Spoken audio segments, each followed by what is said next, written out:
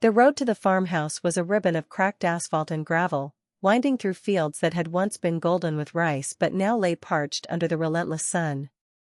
James rolled down the window of his rented sedan, letting the humid air rush in, thick with the scent of earth, dried grass, and something faintly metallic, like rust or forgotten machinery. He hadn't been back in nearly a decade. Not since the funeral. The car tires crunched over loose stones as he pulled into the long driveway, the farmhouse rising into view like a faded photograph. The white paint was peeling, the wooden shutters sagging on their hinges. The porch swing, where his mother used to sit shelling peas, now hung lopsided, one chain rusted through. He killed the engine and sat for a moment, listening to the silence. No city hum, no meetings buzzing in his ear. Just the distant clucking of chickens, the whisper of wind through the mango trees, and the creak of the house settling into its bones. When he stepped out, the ground beneath his polished loafers was uneven, the soil hardened from neglect. He crouched, running his fingers through the dirt. It was nothing like the rich, dark earth he remembered. This was brittle, lifeless, a far cry from the garden his father had tended with such pride. Next time, his father used to say, "We'll plant something new." But there had been no next time. James stood, brushing dust from his slacks, and walked toward the garden plot. Weeds had claimed the rows where cucumbers and tomatoes once thrived. The few surviving plants were stunted, their fruits shriveled and bitter. A chicken darted past his feet, flapping into the overgrowth. He sighed. The fence was broken in 3 places, the wire mesh trampled. No wonder the birds had taken over. He made a mental note, rebuild the fence first. Then the soil. Then. A voice called from the house. "James? Is that you?" His mother stood in the doorway, her frame smaller than he remembered, her hair more silver than black. But her smile was the same, warm, relieved, as if she'd been waiting for this moment for years. "Ma," he said, and suddenly, he was 12 again, coming home from school with scraped knees and a heart full of stories. She hugged him tight, her hands rough from work but her embrace soft. "You're here," she murmured. Finally. Over her shoulder, he saw the kitchen, the same chipped blue tiles, the same dented kettle on the stove. But the shelves were emptier. The calendar on the wall was 2 years out of date. "How long are you staying?" she asked, pulling back to study his face. James hesitated. He'd told his board it was a 2-week leave of absence. "As long as it takes," he said instead. She nodded, as if she'd expected that answer. "Good. There's a lot to do." And with those words, James felt the weight of it all, the crumbling farm, the silent grief, the years he'd spent too busy to notice what was slipping away. He had come back to fix a fence.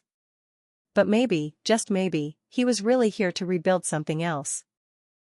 The morning after his arrival, James woke before dawn, his body still attuned to the ruthless schedule of the city.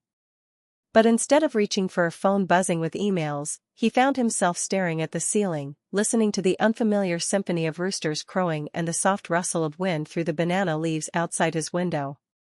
He dressed quietly, khakis instead of a suit, work boots instead of loafers, and stepped outside. The farm was different in the pale blue light of early morning. The air was cool, damp with dew, and the land seemed to breathe, alive in a way that concrete and glass could never be. He walked the perimeter, his footsteps slow, deliberate. The rice paddies stretched out beyond the house, their once flooded fields now cracked and dry. Rice had been the family's livelihood for generations, but the last few harvests had been meager. The water table had dropped. The soil was exhausted. James knelt, pressing his palm against the earth. "We can't keep doing this," he muttered. His father's voice echoed in his memory, "Rice is tradition. Rice is survival." But tradition wouldn't feed them now. By mid-morning, James had filled a notebook with scribbled plans. He wasn't a farmer, but he was a strategist. If the land wouldn't yield rice anymore, then they'd grow something else. He found his mother in the kitchen, rolling dough for the day's bread. "Ma," he said, sliding the notebook toward her. "What if we stopped planting rice?" She didn't look up. And do what? Starve? No. Grow something that actually works here now. He pointed at his sketches. Fruits. Vegetables. Drought-resistant crops. Maybe even an orchard. She paused, flour-dusted hands hovering over the dough. Your father would call that madness. Maybe. But the world's changed. She wiped her hands on her apron and studied his drawings. Slowly, a smile tugged at her lips. Guavas, she said. They grow like weeds here. And cabbage, the market in town always needs more. James exhaled. Exactly. The screen door banged open, and James' daughter, Lynn, strode in, her school bag slung over one shoulder. At 18, she was all sharp wit and quiet confidence, her eyes bright with ambition. Morning, Dad. Grandma, she said, grabbing a piece of warm bread. James watched her. She had his mother's stubbornness, his own analytical mind. How's school? He asked. Fine. Boring. She took a bite, chewing thoughtfully. I've been thinking, I don't want to go to university right away. James raised an eyebrow. Oh? I want to work. Save money. Learn something real first. His mother chuckled. Sounds familiar. James ignored the jab. What kind of work? Lynn shrugged. Uncle Min's new logistics company needs help. I could be his secretary, learn the business. James hesitated. He'd imagined her in an office in the city, not a startup in a rural town. But the determination in her voice was unmistakable. No boyfriend distracting you? He asked, half teasing. She rolled her eyes. Please. I've got plans. James smiled. Good. While the kitchen buzzed with conversation, Diep moved like a shadow at the edges. She had always been quiet, but now her silence was heavier, as if she carried something too fragile to name. James noticed the way she flinched when Lynn laughed too loudly. The way she rubbed her temples when she thought no one was looking. That afternoon, while Lynn and his mother tended to the chickens, he found Diep in the garden, staring at a wilted row of herbs. You okay? He asked softly. She nodded, but her hands trembled as she plucked a dead leaf. Just tired. He knew it was more than that. Diep had been orphaned young, raised by a bitter aunt who treated her like a servant. Then, at 16, her own mother had reappeared, only to reject her again. James touched her shoulder. You don't have to pretend with me. She didn't answer. But when he wrapped his arms around her, she leaned into him, just for a second, before pulling away. I'm fine, she whispered. He knew she wasn't. By evening, James had made calls. A local landowner agreed to lease him 2 adjacent plots. A friend in the city promised to connect him with an agricultural advisor. As he sat on the porch, watching the sunset paint the fields in gold, Lynn joined him. You're really doing this? She asked. Giving up the city? He shook his head. Not giving up. Just changing direction. She grinned. Good. This place needs you. Inside, Diep lit the lanterns, their glow soft against the gathering dark. James took a deep breath. The road ahead wouldn't be easy. But for the first time in years, it felt like he was exactly where he was supposed to be. The sun was a merciless white disk in the sky, bleaching the land of color. Diep had insisted on going to the market alone. I don't need help, she had said, her voice firm, but her hands clutching the woven basket just a little too tightly. James had watched her walk down the dirt road, her straw hat bobbing with each step, until she disappeared around the bend. He should have gone with her. 3 hours later, a stranger's frantic knocking rattled the front door. Your wife. She collapsed near the old well. The world tilted. James was running before the man finished speaking, his heart slamming against his ribs. He found her slumped against a tree, her face ashen, her breathing shallow. A market vendor was fanning her with a palm leaf, while another woman pressed a damp cloth to Diep's forehead. Diep. James fell to his knees beside her, his hands hovering, afraid to touch her and somehow make it worse. Her eyelids fluttered. "I'm fine," she whispered. "You are not fine," he snapped, the fear turning his voice ragged.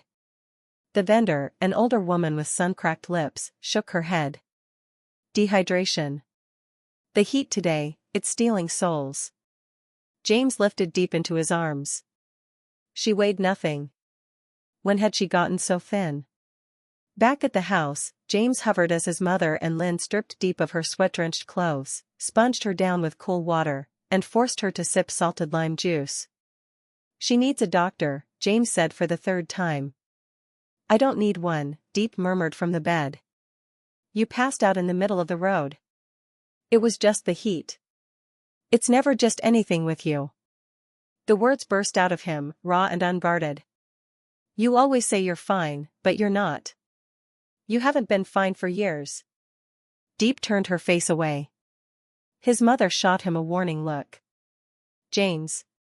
He stormed outside, gripping the porch railing until his knuckles ached.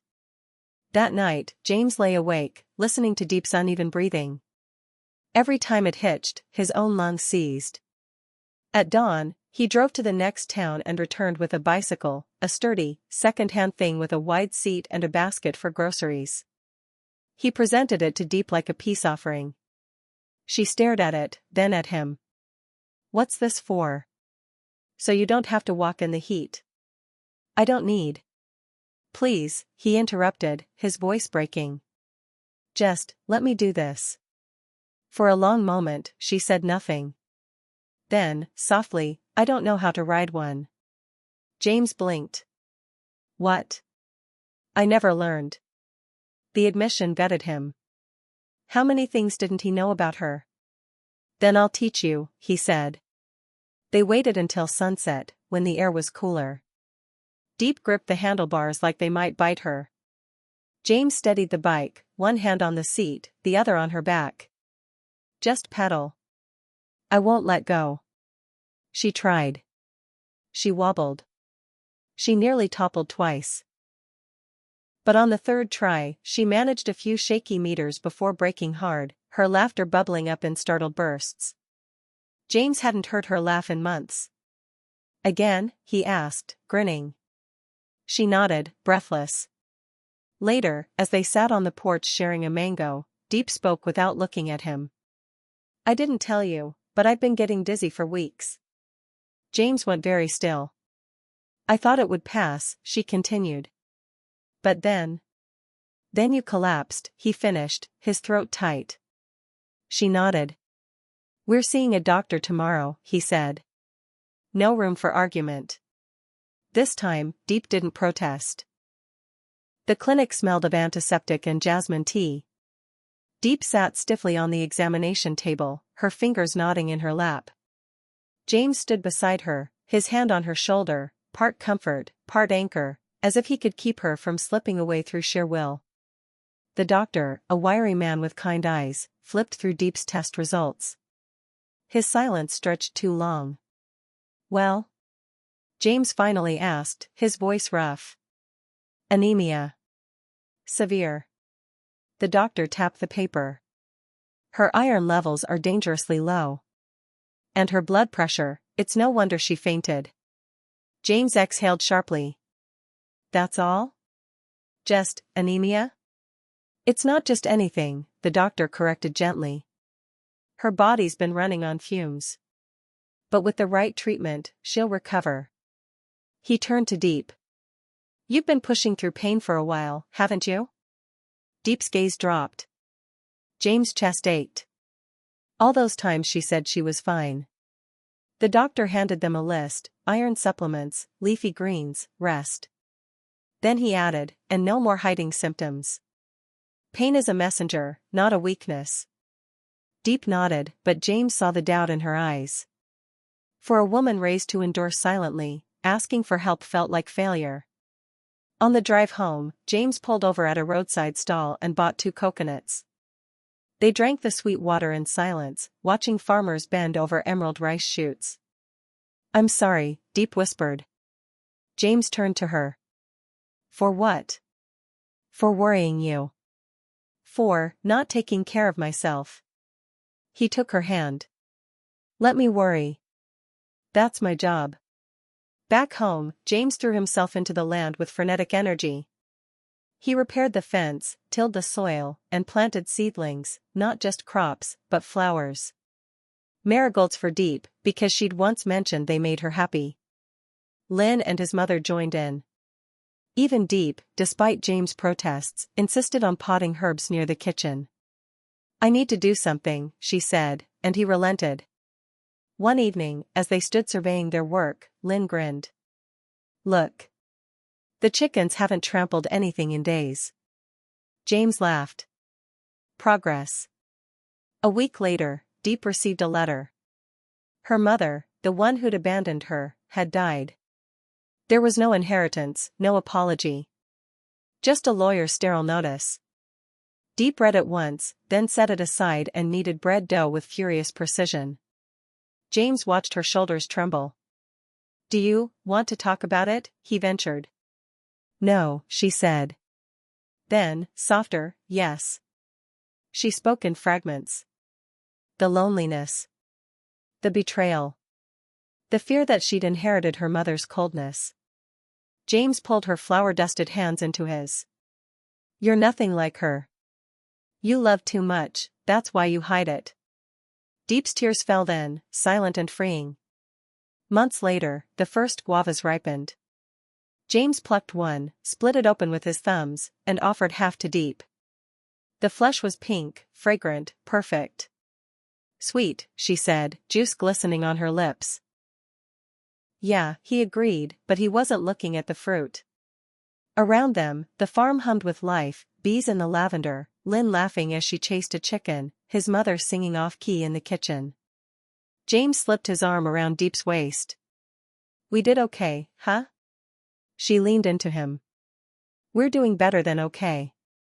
And for the first time in years, James believed it. The story doesn't end with grand victories.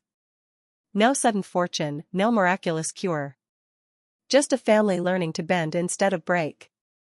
Diep's health improves, but she still tires easily. James checks her iron pills like a ritual. Lynn starts her job at Min's company, her sharp mind turning logistics into art. The farm thrives. The guavas sell at market. The marigolds bloom. And every evening, as the sun sets, James and Diep sit on the porch, shoulders touching, watching the land they've reclaimed. It's enough. It's everything. This, dear viewers, is the story of James, Diep, and a family discovering that even the smallest moments, a cup of tea, a shared smile, a promise to take care of each other, can hold the deepest love. Thank you for joining us. Until next time.